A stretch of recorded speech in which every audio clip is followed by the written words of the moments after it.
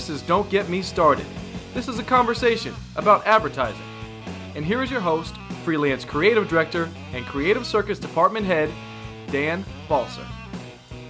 Yes, welcome back to another episode of the podcast. I'm back with my microphone and with Diana Chen, who just flew in from California, from Northern California.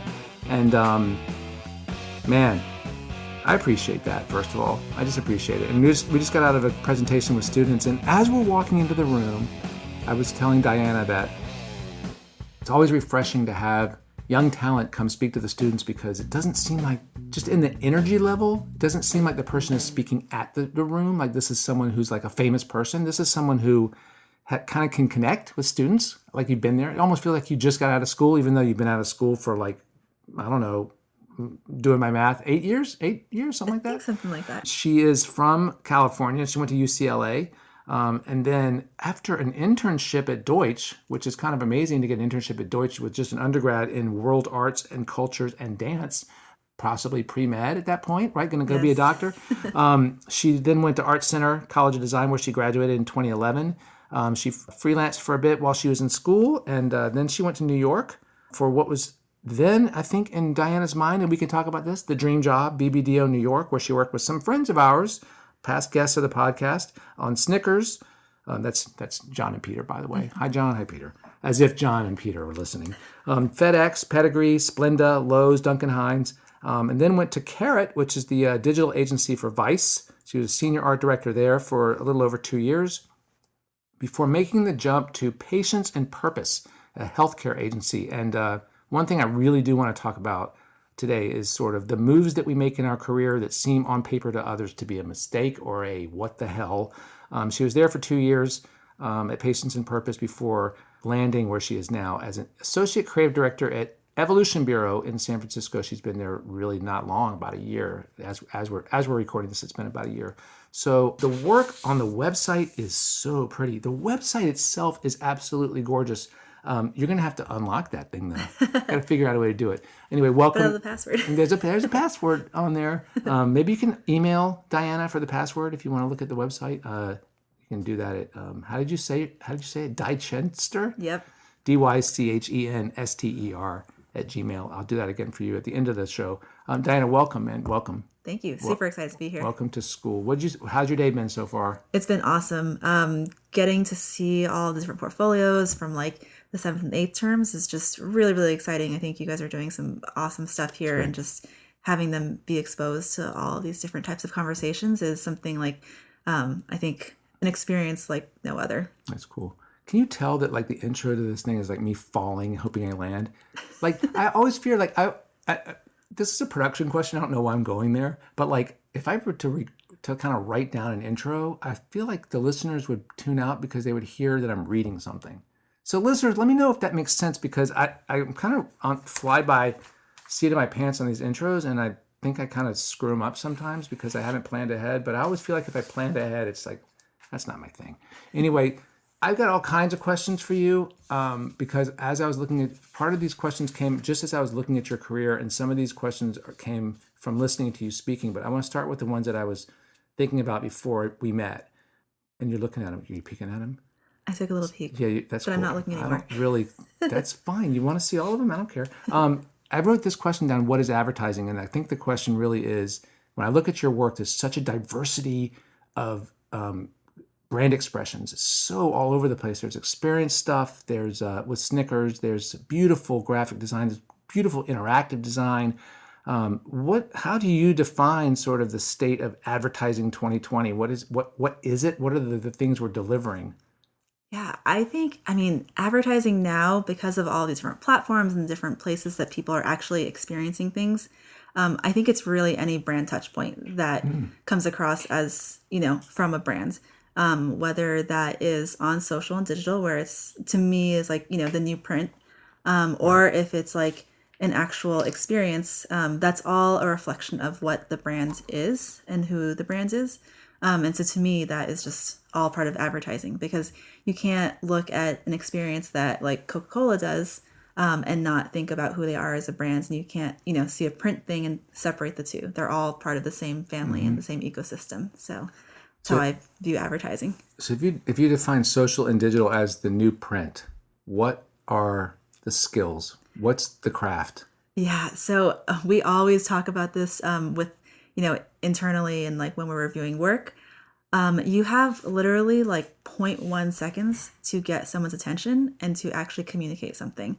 And I think that's where, the amazing craft of print is the same that you would apply to social and digital, is that people are going through and digesting content so quickly these days that, viewers are looking at things for less and less amounts of time.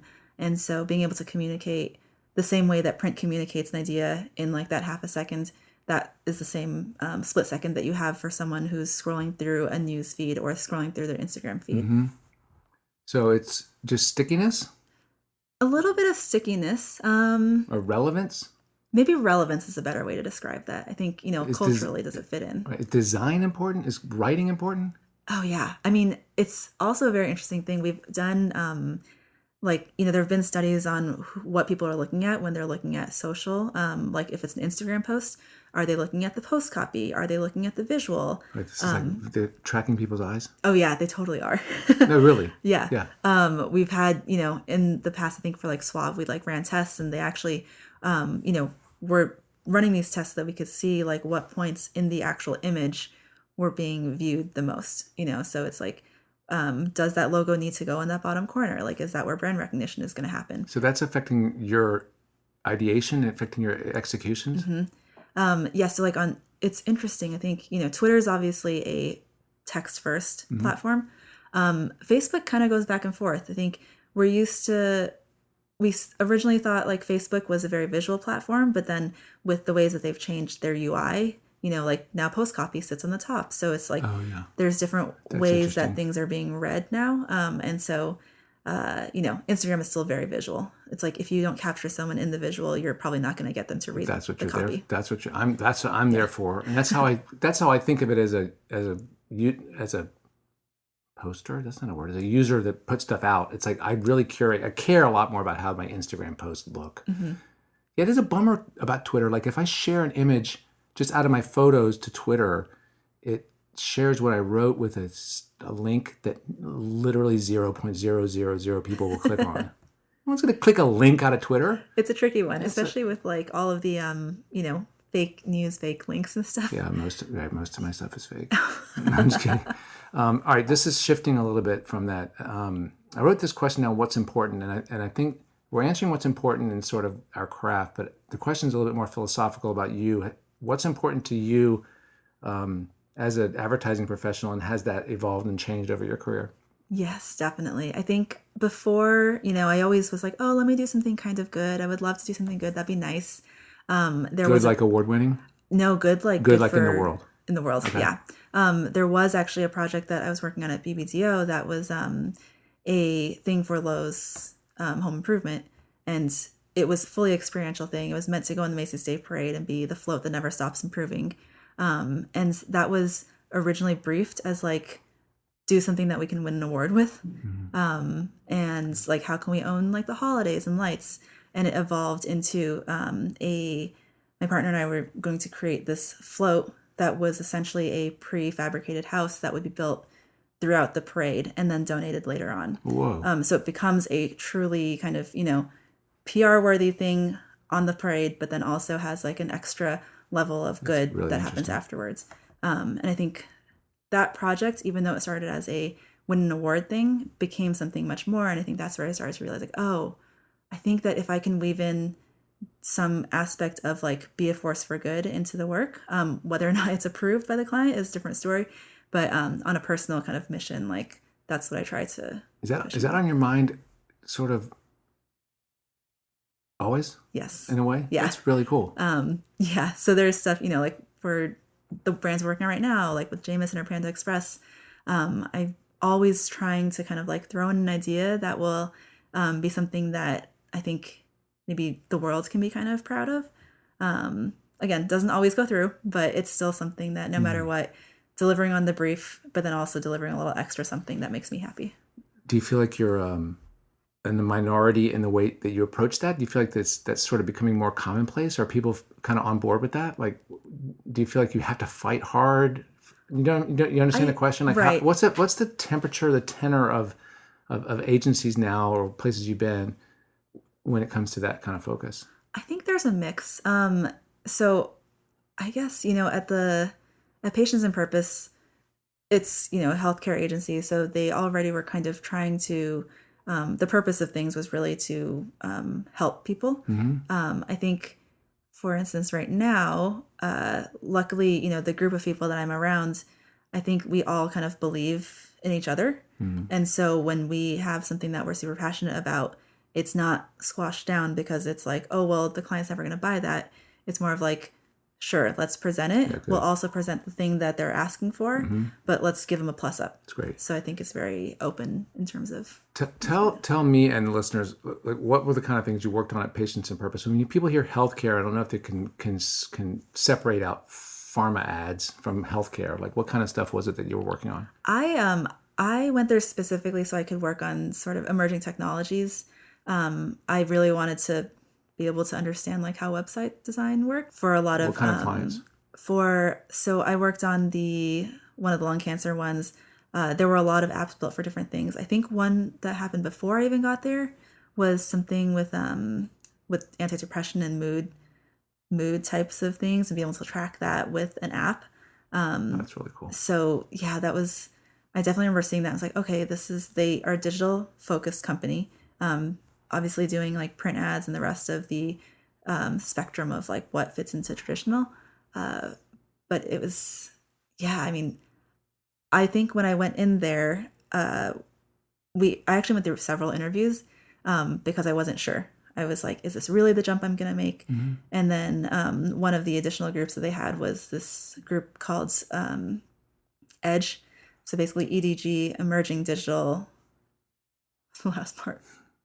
EDGE, Emerging Digital Things. Okay. And so that was, we started to, I think, try to play into like how can VR and AR and experiential stuff work in the healthcare field. Interesting. Because it is very much like, you think of pharma, you think of like that ad on TV or the commercials, or you see like the print ads, and it's very specific, I think, in terms of like stigma and people seeing healthcare pharmaceutical advertising a certain way. Versus, I think what I gravitated towards was being able to create a product that was going to physically help people along their journey. That's really cool. I think it's fascinating because when you were speaking to students earlier, you were talking about how you make this move from sort of the traditional to all of a sudden going to healthcare, and it's sort of like this kind of odd thing. But if you strip off that, what you were getting out of it for yourself, for your career, and I'm not saying that, I mean, obviously that's good and doing good. That's fundamental. But secondarily, sort of in a more pragmatic, selfish way, you're learning this great craft and this great sort of set of skills that gave you the opportunity to do it. And the beautiful thing about it is that it kind of under the radar in a category that doesn't have the same kind of attention that you might get on a Lowe's at a BBDO, right? So my analogy is my exact analog. It's not an analogy, is that I moved to business place, and yeah, it's B2B. It may not be like super famous. It's not something I can talk about at Thanksgiving dinner, but it helped me as a writer to be able to write, to be able to learn to kind of humanize complexities, to take these very weird business solutions and write them in a way that people like to read it.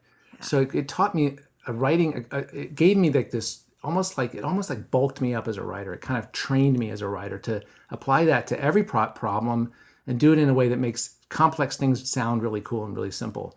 So you kind of get something out of things that in the corners that nobody wants to go to, right? Definitely. Yeah, I mean, even with that being part of like why, I moved from BBDO to Carrot was because of like the social digital space that people were like, oh, I don't want to do a banner, but it really is also in itself an art form to be able to like nail that banner. And well, you're learning transferable skills is basically what I'm telling you, what I'm saying. And you probably have a better opportunity to learn it and to fuck it up, frankly, at a low cost, at a place where you can really grow. This is really pretty cool.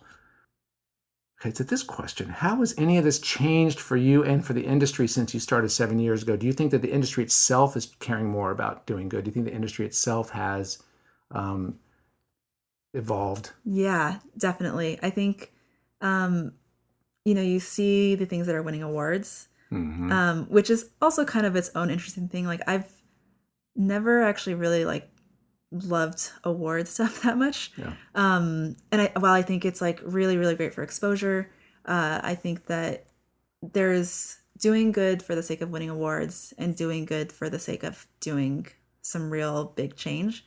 And again, I think the work that's winning is like very impactful. I almost don't care about the difference.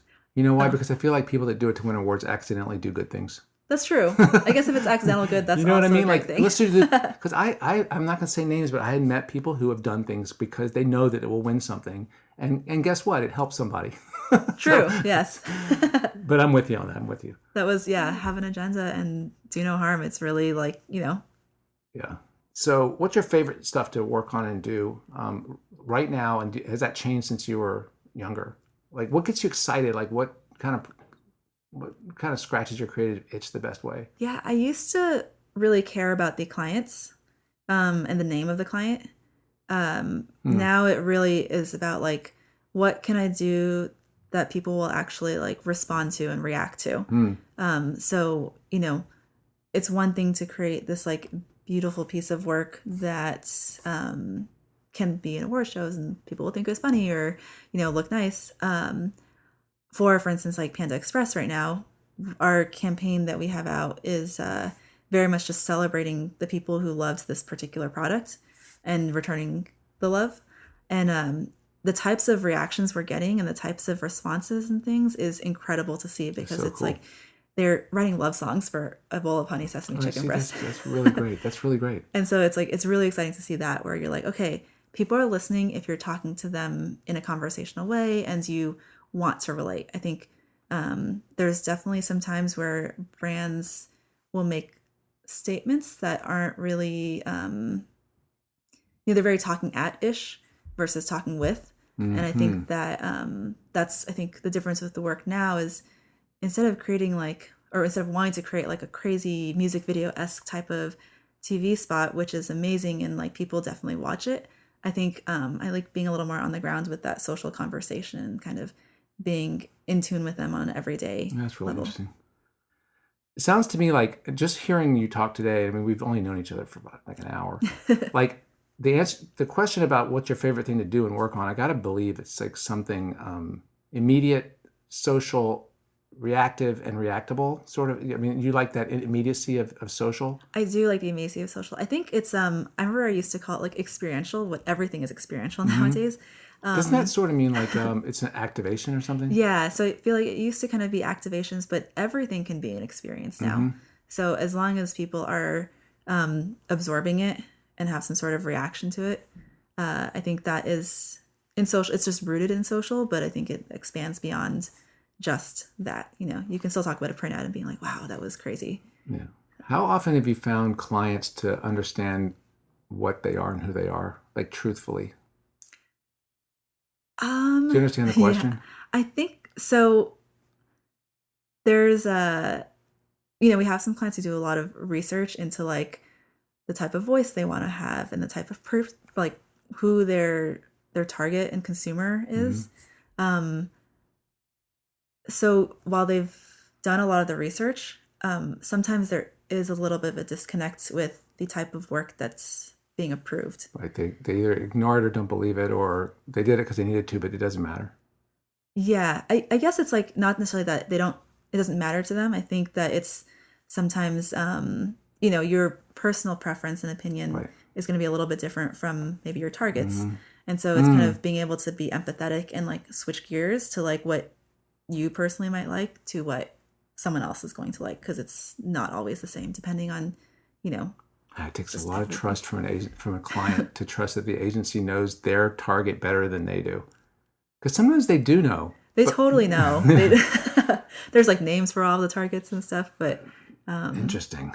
Okay, so I do want to go back to your education because it's unconventional. So you were at UCLA with a Bachelor of Arts in World Arts and Culture and Dance, and you were going to go be a doctor. Yeah, so when I went in, I actually went in for physiological science and dance.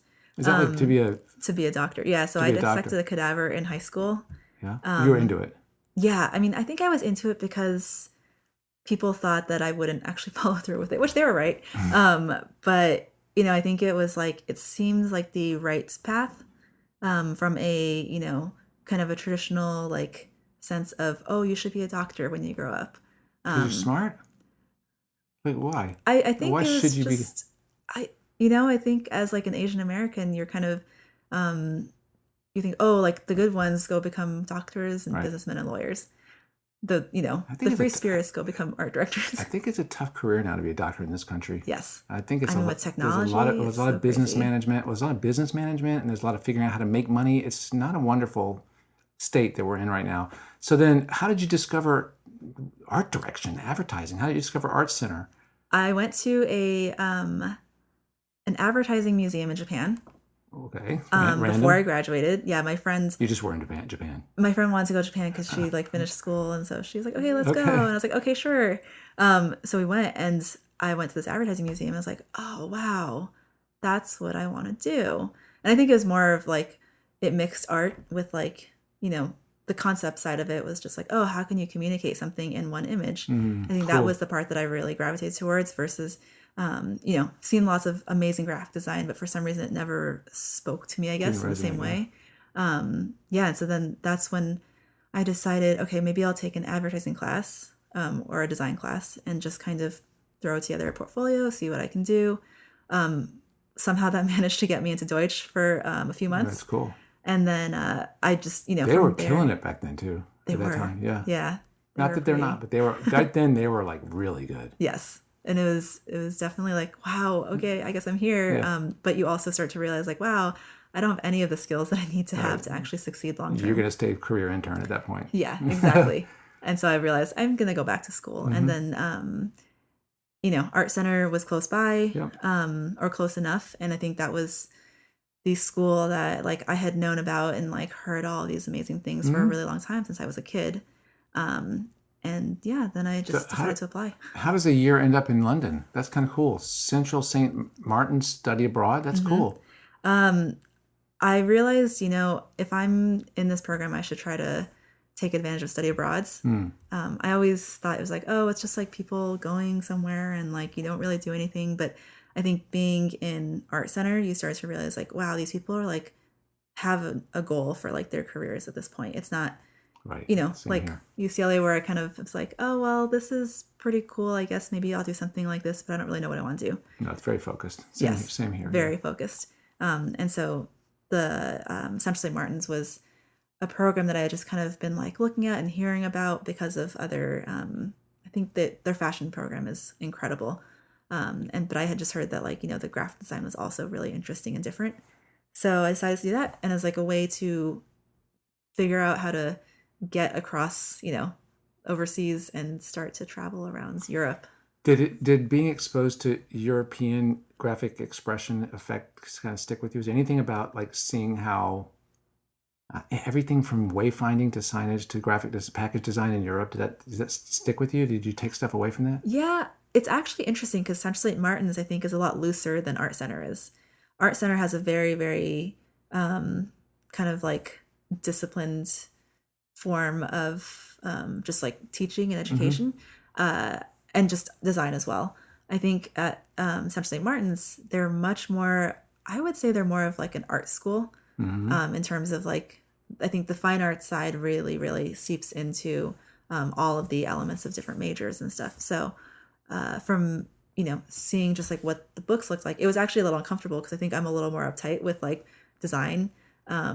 And seeing that was like, okay, this is going to be a little different. Like I'm going to have to just kind of be a little more free with it. What does uptight mean? Like particular and disciplined sort of? I think, like with uptight might not be the right word, but I'm of the camp of like when they design, there's a purpose for every single piece of it. And like minimalism is great, like that's, I think the minimalist side of things is where I tended to gravitate before. But then, seeing all of that stuff, it's a lot more free, and there's not the restrictions of like, okay, like it always has to be on like grids, and like you can break the grid a little bit, but like really stick to the grid, which I think before that is what I had always kind of thought of as good design. And then I realized like, no, there's like so much more to it. And so Interesting. You're kind of wired to be an interactive designer, art director, right? Do you think that? I think probably I really, really love like strategy. And so I think the UX side of like user experience definitely feeds into a lot of the work. That's exactly what I was going to say. But my question was also about just living over in Europe, like just being exposed to it. Did anything stick with you there to affect you that way? Yes. I don't know that it was necessarily just design and visual things. I think actually being exposed to different cultures and like having to try to learn little bits of other languages and like kind of being forced out of, okay, I only speak English, was really, really interesting because you just, you're the foreigner at that point. It's not like my own country anymore. It's like, okay, I'm somewhere else. And like to respect like that I am in their space, like what do I do to try to like adapt? That's really cool. It's really cool. Similar question to New York. So you were in New York for, I lost the math on it. 6.5 years. 6.5 years. So when you're thinking back on it now, you haven't been gone that long. What's your sort of takeaway? What did you learn in those years that you're taking with you? What was the experience of those places? Specifically with like the agencies? Yeah, let's talk about the agencies or just the experience of either dealing with a large place or the city itself. I mean, I love New York. I love New York. It's a wonderful place. It's very fast paced. San Francisco is actually pretty fast paced too. But I think New York, it's just everything's so condensed. So, I think going to work and like being on the trains and like seeing all of those types of things, like you're surrounded by every different type of person possible. That's great. And so I think that affects, the way you view work too.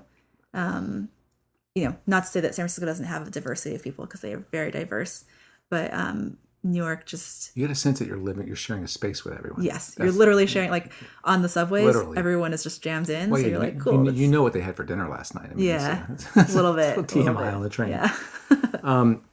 I did want to talk about this too. So you talked about a couple things from your talk I thought were interesting. One was have an agenda.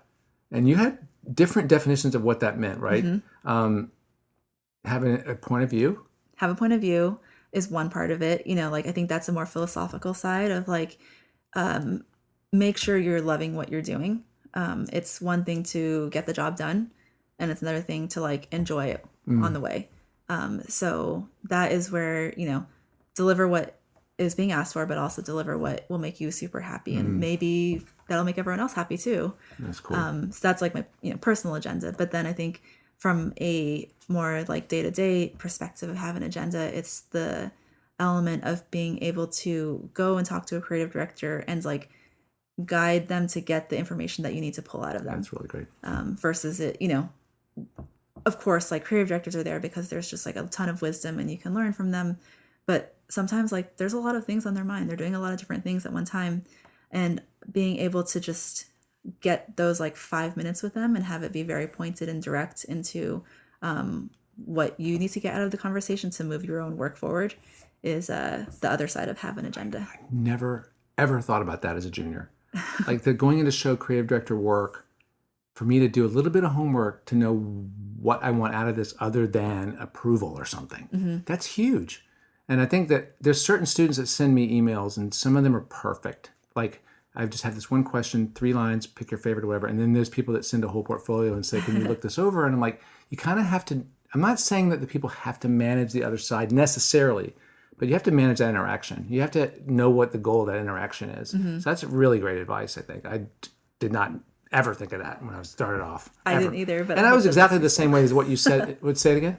I didn't ever think of that either until like I realized like, oh wow, managing now, like I have to give people feedback that they can take action on. And so that's like, if you have specific things you want me to answer, let me know because then I can try to answer them. And honestly, like not everyone's really, not only are they distracted, they might not have access to their opinion, and they might not be very good at giving opinions. And I tell students early quarter here at school, because like any school like this is going to have most of our teachers work, they're professionals. They don't necessarily give the exact feedback that's important to a student, but I encourage all the students to ask, okay, then why is this not working? Is it whatever it is? Be very, make them work. And you'll find the key, it'll open it up and you'll find that thing, but you have to bring that key, which is, I think, really not top of mind for people at all. The other thing that you said that I think I've probably told this 1,000 times, I'm sure I said it on here 20 times, is that you really believe when you come out of school that like you can just show the good idea and it's going to sell. Like you don't realize that no, not at all, not at all.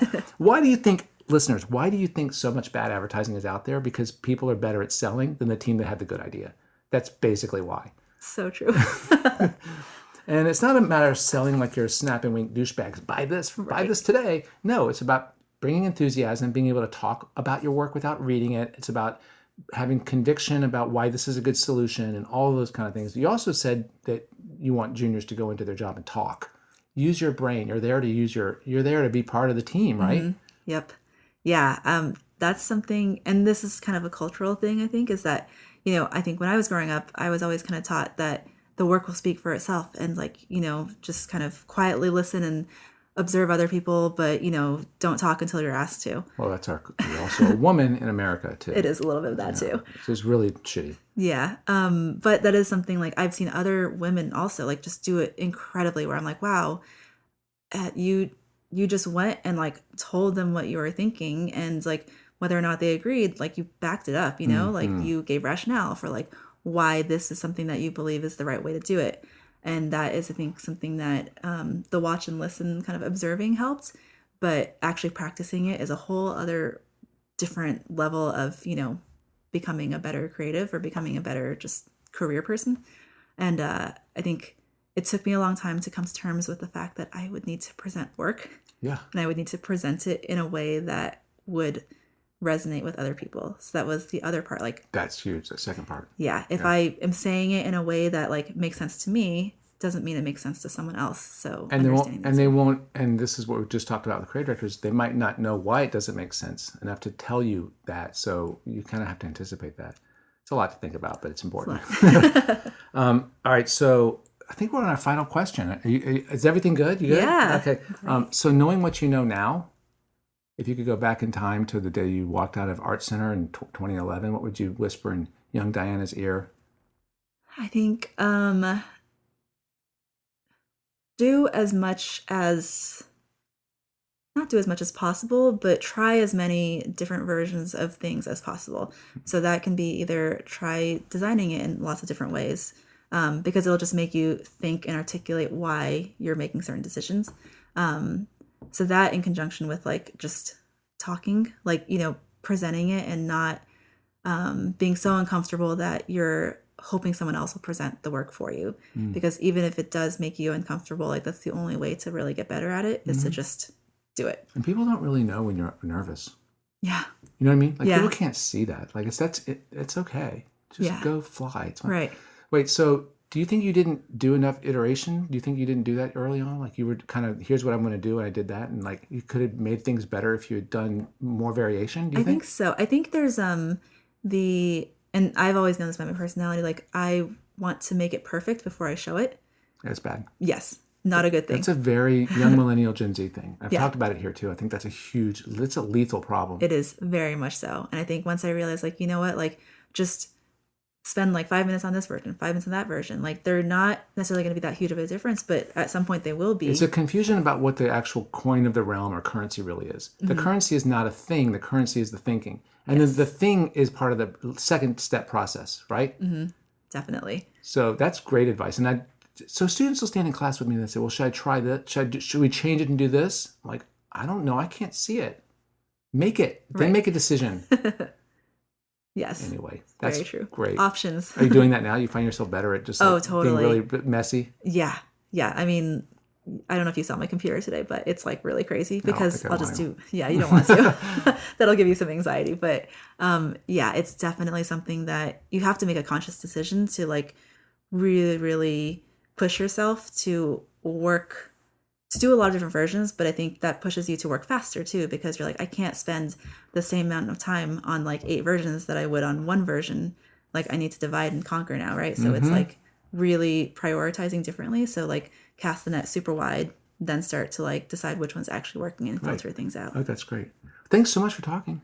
Thanh you for having me. This has been a Appreciate great it day. so much. Listeners, you can reach Diana at D. I'm going to spell it real slow for you. It's DYCHENSTER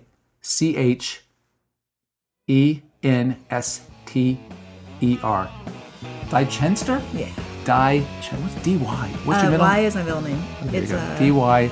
dychenster@gmail.com. That's the free Google Mail service. You can reach me always at danspodcast@mac.com. Make sure you like the Facebook page. It's facebook.com/DGMS podcast. I will have links, etc. on there. You can also find every episode and pictures of the guests at balsterville.com. That's the homepage for the podcast. Listeners, thank you so much for listening. Diana, thank you again so much. Thank you. See you again soon. Okay, bye-bye. See you, bye.